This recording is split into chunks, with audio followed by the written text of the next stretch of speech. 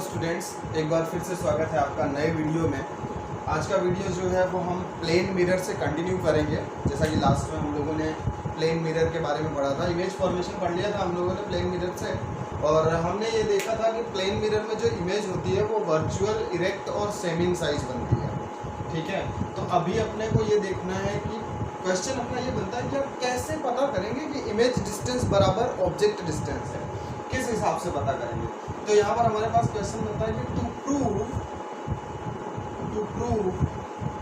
That image distance, इसको मैं u ले लेता हूँ अपनी फैसिलिटी के लिए। To prove that image distance is equal to object distance in, अच्छा ऑब्जेक्ट डिस्टेंस को, सॉरी इमेज डिस्टेंस को हम v ले लेते हैं और ऑब्जेक्ट डिस्टेंस को u ले लेते हैं, is equal to object distance u in plane mirror. ठीक है भाई, हमारे पास क्या है कि to prove that image distance, जिसको v बोलते हैं, is equal to object distance u in plane mirror. Okay, ठीक है। तो मैं बात करता हूँ यहाँ पर कि मेरे पास है एक प्लेन मिरर, है ना। कंसीडर करते हैं कि let consider a plane mirror m dash, plane mirror m dash. मान लेते हैं एक प्लेन मिरर है ये, जिसको अपन बोलते हैं m डैश। एक प्लेन मिरर है, नाम लिख देते हैं इसका m डैश। ठीक है, ये एक प्लेन मिरर है जिसका नाम है m डैश। अब अगर मैं बात करूं तो मेरे पास यहाँ पर ऑब्जेक्ट रखा हुआ है P पॉइंट पर। ठीक है, यहाँ पर ऑब्जेक्ट रखा हुआ है P पॉइंट पर। इस ऑब्जेक्ट P की से दो रेज ऑफ लाइट मिरर पर गिरती है। दो रेज ऑफ लाइट इस ऑब्जेक्ट P से कहाँ गिरेगी? मिरर पे। ठीक है, एक रे ऑफ लाइट मिरर पे गिरती है यहाँ पर, इस पॉइंट पे। ठीक है ना, ये फर्स्ट रे ऑफ लाइट है। मैं यहाँ पर डाल दूंगा नॉर्मल, जिसका नाम है n।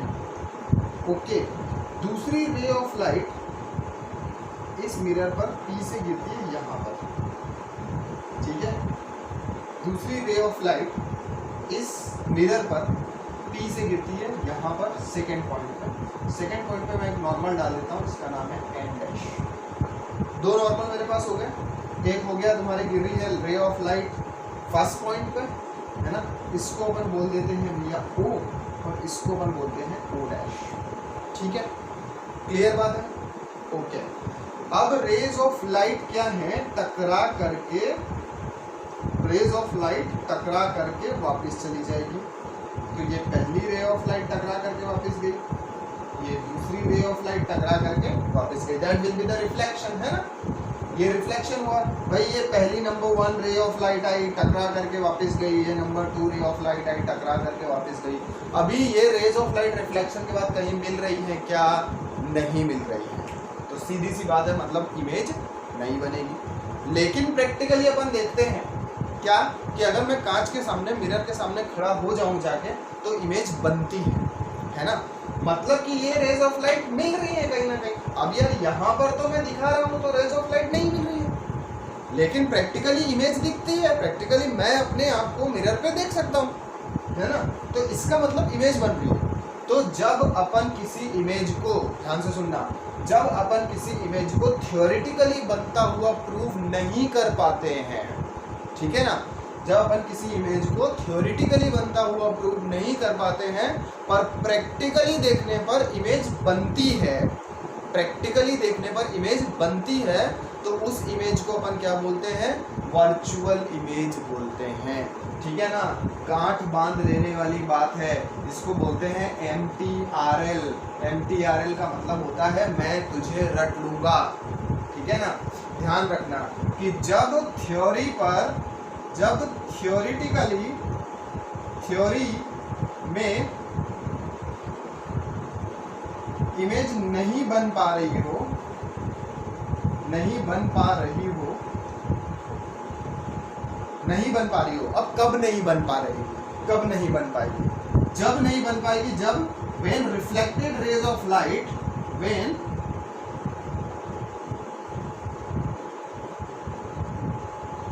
all reflected rays of light are not meeting at common point, है ना? Reflected rays of light are not meeting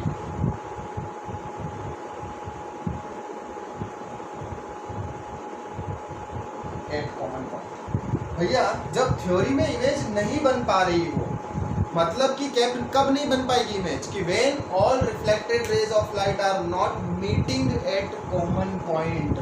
image बनाने के लिए सबसे जरूरी बात जो है वो ये ध्यान रखना है कि रिफ्लेक्शन के बाद सारी की सारी रेज जिस पॉइंट पर जाकर के मिलेंगी वहां पर इमेज बनेगी। अब यहाँ पर तो ये रेज ऑफ लाइट रिफ्लेक्शन के बाद नहीं मिल रही है, दूर दूर जा रही है, मतलब कि इमेज नहीं बनेगी।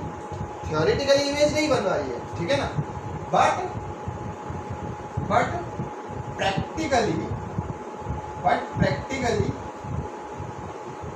प्रैक्टिकली मिरर पे देखने पर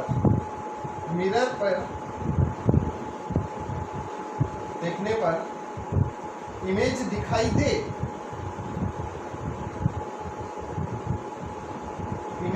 दे, तो इमेज क्या है भाई? इमेज क्या है? वर्चुअल है। तो इमेज क्या है? वर्चुअल। तो मतलब कि प्लेन मिरर से बनने वाली इमेज बता कैसी हुई? वर्चुअल हुई। कैसी हुई प्लेन मिरर से बनने वाली इमेज? वर्चुअल। आ गई क्लियर बात समझ में? ठीक है, ध्यान से सुन लो अब मेरी बात। अब यार यहाँ पर तो इमेज बन नहीं रही, लेकिन कांच में देखने पर इमेज नजर आ रही है, मतलब इमेज अपने को इधर भी दिखानी पड़ेगी। समझ में आई बात? तो कैसे दिखाएंगे? तो अपन ऐसे दिखाएंगे, ये रिफ्लेक्टेड रेज ऑफ लाइट को अपन पीछे एक्सटेंड कर लेते हैं, ठीक है? रिफ्लेक्टेड रेज ऑफ लाइट को अपन क्या करते हैं? पीछे एक्सटेंड कर लेते हैं। ये दूसरे नंबर वाली रिफ्लेक्टेड रे ऑफ लाइट है, इसको भी मैंने पीछे एक्सटेंड कर लिया भाई, चलो कोई दिक्कत नहीं है, ये ठीक है ना? तो ये यहाँ पर आ करके एक पॉइंट पर मिलती है, इस पॉइंट को बोलेंगे P डैश, ठीक है? समझ में आ गई कैसे कंस्ट्रक्शन किया भैया? रिफ्लेक्टेड रेज ऑफ लाइट को अपन ने पीछे बढ़ाया और उनको एक पॉइंट पर आकर के वो अपने आप मिल जाएंगे। अगर आप उन्हें पीछे बढ़ाते हो तो उस पॉइंट को अपन बोल देंगे P डैश। उस पॉइंट को अपन क्या बोल देंगे? P डैश बोल देंगे। ध्यान से सुन लेना इस बात को, इम्पोर्टेंट बात है, याद रखने वाली बात है। क्या कि भैया P से मैंने एक परपेंडिकुलर डाल दिया, P से मैंने एक परपेंडिकुलर डाल दिया जो परपेंडिकुलर पॉइंट M पर मिलता है, ठीक है ना? उसी तरह से P डैश से भी मैंने एक परपेंडिकुलर डाल दिया और ये परपेंडिकुलर भी तेरे को कहाँ मिल रहा है? पॉइंट M पर मिल रहा है, पॉइंट M पर मिल रहा है। समझ में आ रही है बात तो मिलाकर? ठीक है, ओके। तो यहाँ पर कंस्ट्रक्शन क्या लिखना है? कंस्ट्रक्शन ये लिखना है सबसे पहला कि ड्रॉ अ परपेंडिकुलर। भैया PM एक परपेंडिकुलर ड्रॉ किया है जो कि M डैश पर परपेंडिकुलर है, ठीक है? दूसरा मैंने क्या किया है कि PM डैश भी एक परपेंडिकुलर है, कहाँ पर? M डैश पर, ठीक है? परपेंडिकुलर का सीधा सीधा मतलब समझ में आप लोगों को आ जाना चाहिए, और वो ये है कि भाई परपेंडिकुलर जिस लाइन पे डाला जाता है उसमें 90 डिग्री का एंगल सबटेंड करता है, इसलिए उसे अपन क्या बोलेंगे? परपेंडिकुलर बोलेंगे। समझना बात, ठीक है? क्लियर बात? अब अपन इसको रब करते हैं और आगे बढ़ते हैं, ठीक है? तो बढ़ते हैं आगे, है ना? देखो यार, प्रूफ करना जब भी अपने को है तो अपने को डायग्राम रब नहीं करना है, डायग्राम क्योंकि यार दिखेगा ना तभी तो मामला सही रहेगा, है ना? ओके, तो सुनो मेरी बात ध्यान से। सबसे पहले भाई ये पॉइंट, ओके, अब क्या करना है? नंबरिंग कर देनी है भैया, कोई दिक्कत वाली बात नहीं है ना। इसको दे दो 1 नंबर, इसको दे दो 2 नंबर, इसको दे दो 3 नंबर, इसको दे दो 4 नंबर और इसको दे दो 5 नंबर। ठीक बात? समझ गए नहीं समझे? समझ गए, बहुत अच्छी बात है। ओके, तो भैया अपने को पता चल जाएगा कि एंगल 1 बराबर है एंगल 2 के।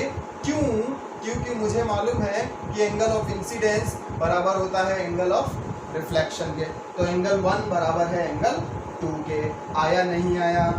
आ गया समझ में? ठीक बात है। तो क्योंकि अगर एंगल 1 बराबर है एंगल 2 के, ठीक है ना, एंगल 1 बराबर है एंगल 2 के, ओके ठीक है भाई, कोई दिक्कत नहीं है, अच्छी बात है, बराबर है, ठीक है। तो भैया सुन, अब यार नॉर्मल क्या होता है यार? नॉर्मल जो होता है ना वो 90 डिग्री का एंगल बनाता है सरफेस से, रिफ्लेक्टिंग सरफेस से नॉर्मल क्या करता है? 90 डिग्री का एंगल बनाता है।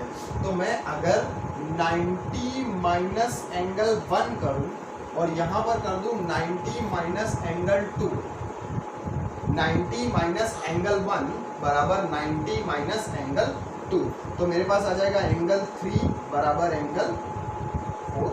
नहीं आया?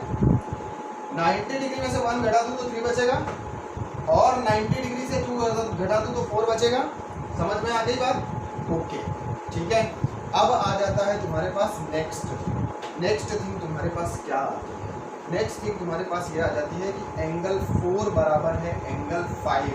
क्यों है? कक्षा 7वीं जिसका नाम था वर्टिकली अपोजिट एंगल्स, हिंदी में बोलते हैं शीर्षाभिमुख कोण, जिसके शीर्ष आपस में एक दूसरे से मिल रहे हो, उसको अपन बोलेंगे शीर्षाभिमुख कोण या vertically opposite angles. Okay, vertically opposite angles आपस में क्या होते हैं? बराबर होते हैं, और इसलिए एंगल 4 जो है वो वर्टिकली अपोजिट है एंगल 5 के, तो आपस में क्या होगा? बराबर होगा। अब तू देख, सोचना ध्यान से, एंगल 4 एंगल 3 का दोस्त है और एंगल 4 एंगल 5 का भी दोस्त है। एंगल 4 एंगल 3 का दोस्त है और एंगल 4 एंगल 5 का भी दोस्त है। तो क्या एंगल 3 और एंगल 5 आपस में दोस्त होंगे? ऑफ कोर्स होंगे। समझ में आई बात? नहीं याद आया? फिर से सोचो। थर्मोडायनेमिक्स है ना, थर्मोडायनेमिक्स सोचो, आराम से सोचो थर्मोडायनेमिक्स का नियम सोचो। क्या कहता है कि अगर कोई 3 सिस्टम है, कोई 2 सिस्टम किसी तीसरे सिस्टम से आपस में थर्मल इक्विलिब्रियम में हो, कैसे हो?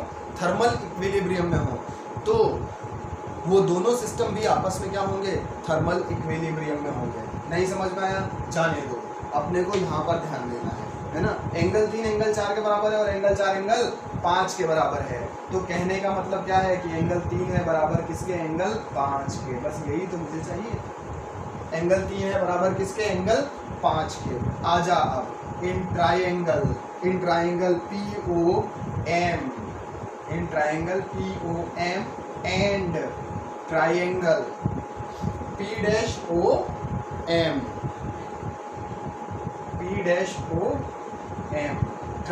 POM और ट्राइंगल P-OM, 2 ट्राइंगल ले रहे हैं अपन, है ना। एंगल नंबर 3 बराबर है किसके? एंगल नंबर 5 के।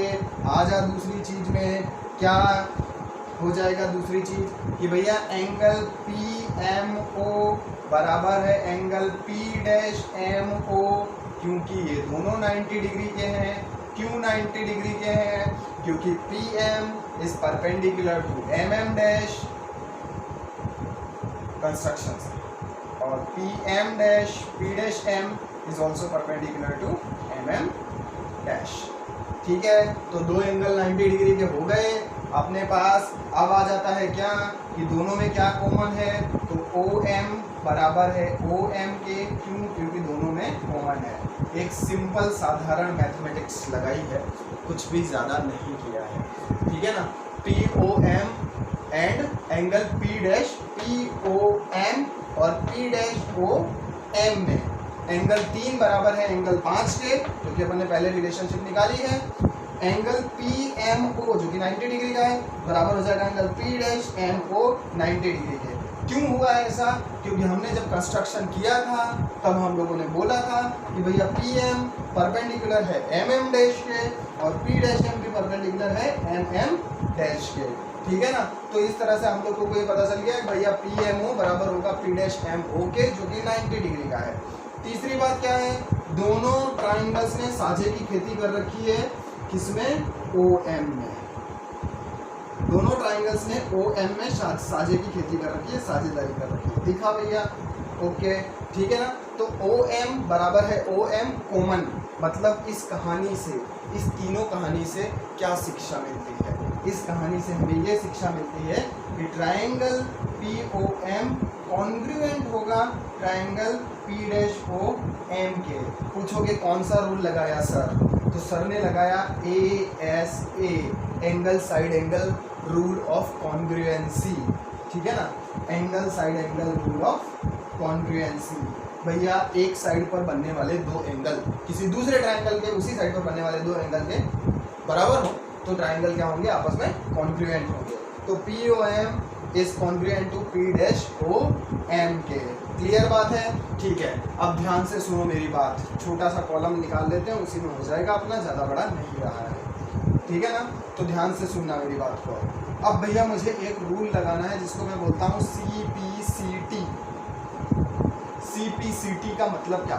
Corresponding parts of congruent triangle are equal, ठीक है ना। सर्वांग सम त्रिभुजों के आपस में भाग बराबर होते हैं। Corresponding parts of congruent triangles are equal, इसको अपन बोलते हैं CPCT, ठीक है ना। कोरेस्पॉन्डिंग पार्ट्स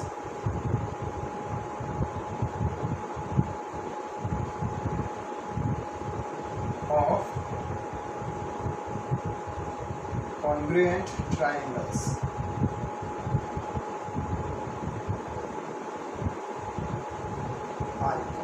ठीक है, CPCT। तो इस हिसाब से मुझे क्या पता चल जाता है? CPCT के हिसाब से, CPCT के हिसाब से मुझे ये पता चलता है कि भाई PM बराबर हो जाएगा P डैश M के, PM बराबर हो जाएगा P डैश M के। ये मिरर से ऑब्जेक्ट की डिस्टेंस है जिसको U बोलते हैं, और ये मिरर से इमेज की डिस्टेंस है जिसको V बोलते हैं। तो PM की जगह लिख देंगे U और P डैश M की जगह लिख देंगे V। तो इस तरह से अपने को क्या पता चल जाएगा कि भैया ऑब्जेक्ट डिस्टेंस बराबर है किसके? Image distance. ऑब्जेक्ट डिस्टेंस बराबर है किसके? इमेज डिस्टेंस के, ठीक है। तो इस तरह से हम प्रूव कर लेंगे कि ऑब्जेक्ट डिस्टेंस किसके इक्वल है भाई? इमेज डिस्टेंस के इक्वल होती है प्लेन मिरर में। हाउएवर एक बात अपने को ध्यान रखनी है कि image is situated at opposite plane of from object, opposite plane from object। Image जो है वो ऑब्जेक्ट से अपोजिट प्लेन में, उल्टे प्लेन में होती है। Image is situated at opposite plane from object.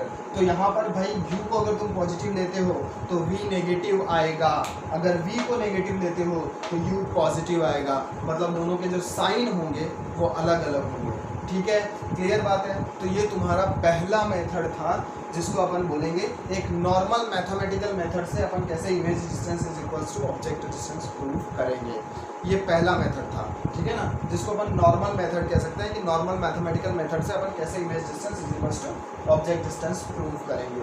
अब नेक्स्ट अपन जो बात करेंगे इसमें कि मान ले यार अगर एग्ज़ाम देने गए और ये नहीं आया, वैसे तो आ जाएगा है ना, क्योंकि image distance is equals to object distance 10th का टॉपिक है, ओके। अब ये लेक्चर तुम्हारा 10th और 12th दोनों के लिए काम करेगा, क्योंकि अपन बेसिक रे ऑप्टिक्स पढ़ रहे हैं अभी, है ना। उसके बाद लेक्चर्स 10th और 12th दोनों के लिए डिफरेंट रिकॉर्ड होंगे, ओके। तो अभी बेसिक रे ऑप्टिक्स है, तो बेसिक रे ऑप्टिक्स में 10th का कॉन्सेप्ट है, 12th में बैठने वाले बच्चे को आराम से आ जाना चाहिए, और अगर 10th में बच्चा बैठ रहा है तो भी कोई टफ टास्क नहीं है ये, अगर मान ले नहीं आता है। इन केस तो मैं हमेशा दो मेथड्स बताता हूँ। एक मेथड वो होता है जो बच्चे दिमाग से अमीर होते हैं, है ना, अमीरों वाला जिसको, ठीक है। दूसरा मेथड वो होता है जो बच्चे दिमाग से गरीब होते हैं। दिमाग से गरीब का मतलब समझता है लेवल ऑफ इंटेलिजेंसी कम है, मैं एक एवरेज बच्चा हूँ, सर मुझे ये समझ में नहीं आ रहा है तो मैं क्या करूँ, एग्ज़ाम में मुझे ये क्वेश्चन करना है, मार्क्स स्कोर करने हैं, तो मैं कैसे करूँगा। तो बड़ा इजी सी बात है यार, आराम से कर लेगा, कोई डरने वाली बात नहीं है, कोई भी बच्चा डम नहीं होता है। सारे ही बच्चे अपने आप में इंटेलिजेंट होते हैं, ठीक है। समझना, ध्यान से सुनना इसको। तो भाई अगर ऐसा कोई है तो अपन इसको कर सकते हैं मिरर फॉर्मूला से भी, है ना। अपन इसे मिरर फॉर्मूला से भी सॉल्व कर सकते हैं, इसी क्वेश्चन को प्रूव कर सकते हैं। एक चीज तेरे को याद रखनी पड़ेगी, क्या कि फोकल लेंथ के बारे में पढ़ा होगा, नहीं पढ़ा होगा तो हम आगे अपलोड करेंगे लेक्चर्स जब हम लोग मिरर के बारे में पढ़ेंगे। तो ध्यान रखना है, इसके लिए हमारी सीरीज पूरी वीडियोस की देखते रहिएगा, जुड़े रहिएगा हमारे साथ में। सब्सक्राइब कर लेना चैनल को, लाइक कर देना वीडियो को और शेयर कर देना अपने दोस्तों के साथ में। मिरर फॉर्मूला की बात करते हैं तो अपने को ये कंसीडर करना पड़ेगा कि consider that focal length f of plane mirror is infinite,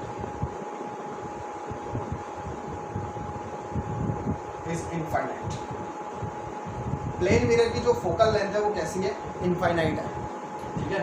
plane mirror ऐसा है ना, प्लेन मिरर प्लेन होता है तो यार ये कभी भी सर्कल बनाएगा क्या, पता नहीं बनाएगा ना। अगर कोई तेरे को पूछे कि what is the radius of line,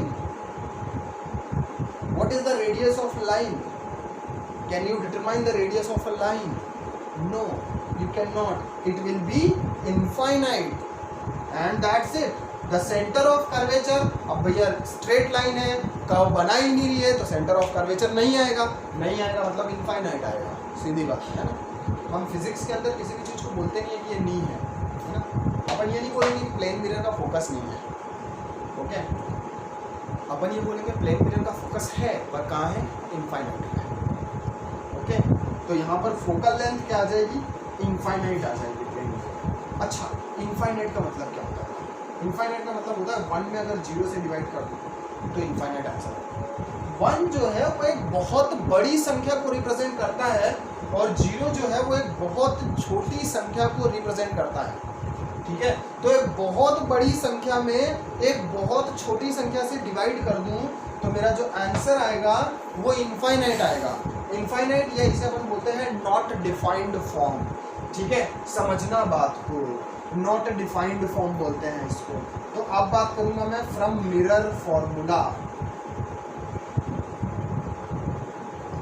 mirror formula क्या होता है, 1/u + 1/v = 1/f। Focal length, image distance और ऑब्जेक्ट डिस्टेंस के बीच में जो रिलेशन होती है उसे अपन बोलते हैं मिरर फॉर्मूला। अच्छा, ध्यान से सुन बात को, 1/u = 1/f - 1/v, ओके। या फिर अगर ऐसे ना करें तो अपन सीधे भी कर सकते हैं, कोई आपत्ति वाली बात नहीं है, ठीक है ना। सीधे भी अपन इसे कर सकते हैं, ओके। कैसे कर सकते हैं देखना, 1/u + 1/v = 1/∞। अच्छा, 1/0 = इनफाइनाइट होता है तो 1/∞ क्या होगा, 0, सबको पता है। 1/u + 1/v = 0, तो 1/u = -1/v कैंसल हो जाएगा, सॉरी माइनस नहीं कैंसल होगा, रेसिप्रोकल कर लेंगे तो u क्या आ जाएगा, -v, ओके। माइनस रिप्रेजेंट क्या करता है, negative sign represents the opposite plane,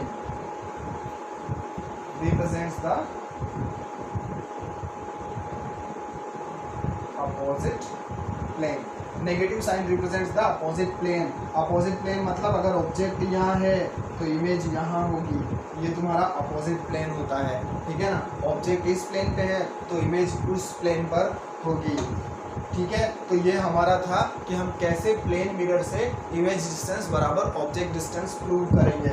बाकी तो आपको ये वीडियो कैसा लगा ये हमें कमेंट सेक्शन में बताइए।